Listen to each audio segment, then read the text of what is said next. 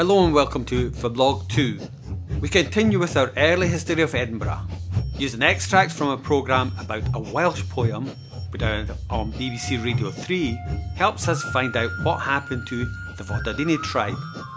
We filmed this video footage when the street theatre entertainers Carbossi appeared on the Royal Mile last New Year as part of our 2010 Hogmanay celebrations.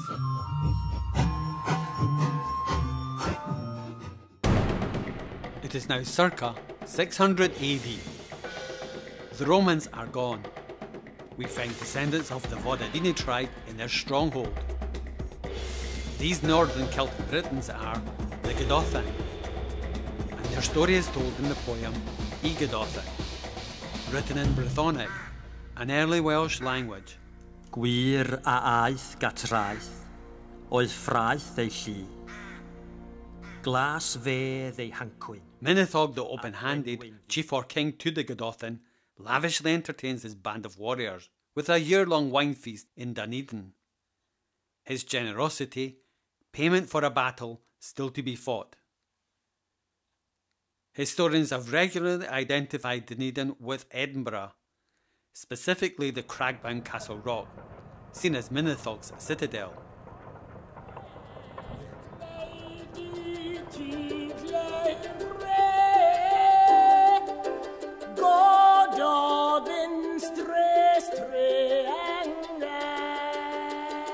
After the feast, his warriors set out for Yorkshire to do battle with the Angles of Northumbria. Off they rode, laughing, from Dunedin to Catterick, to their doom, thirsty for war.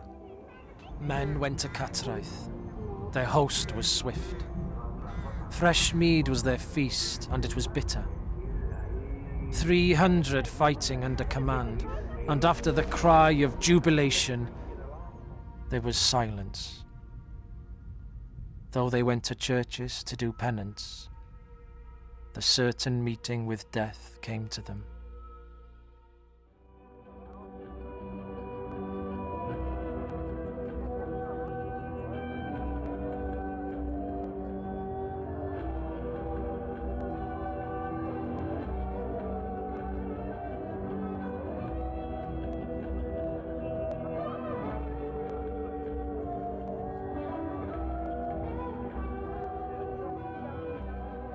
The war band of Godothin on rough-haired steeds, swan-coloured horses tightly harnessed, and in the van of the host an army attacking, defending the groves and mead of Aidin.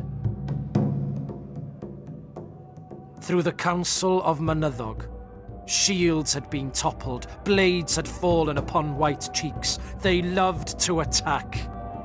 They bore no shame, the men who did not flee.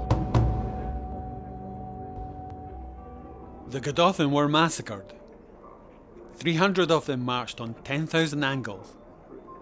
Only 3 survived this bloody pitched battle, and Éireann, the writer of this epic poem, being one of them. After this defeat, the Iron Age settlement on Castle Rock became the northernmost outpost for the Angles.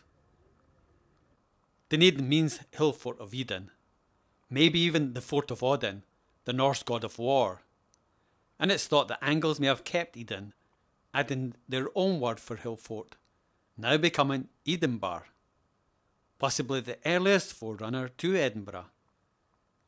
Stand on the battlements of Edinburgh Castle and look in any direction.